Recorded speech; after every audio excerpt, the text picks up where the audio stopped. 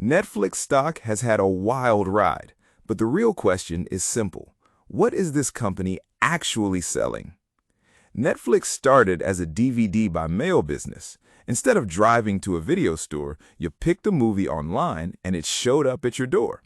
Then came the big shift to streaming, which just means watching shows over the internet instead of using discs or cable. Today, Netflix is one of the largest entertainment platforms in the world, with more than 325 million paid memberships. At the surface, it sells a monthly subscription that lets you watch shows and movies, but that's not the full answer investors care about.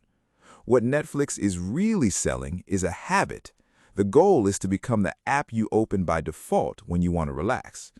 To do that, Netflix combines a massive content library, a trusted global brand, and a recommendation system that quietly learns what you like. That system reduces the friction of choosing what to watch, which keeps people engaged and less likely to cancel. This is why attention is Netflix's moat. It's not enough to own content. The winner is the platform that keeps people watching longer and coming back more often, even while competing with YouTube, Disney, Amazon, TikTok, and countless local apps. The stock story has also changed. Netflix is no longer just chasing subscriber growth. It's focused on making more money from each viewer. That includes price changes, a cheaper ad-supported plan, and new revenue streams like advertising, live events, games, and video podcasts. Netflix expects advertising revenue alone to reach about $3 billion in 2026. None of this is risk-free, though.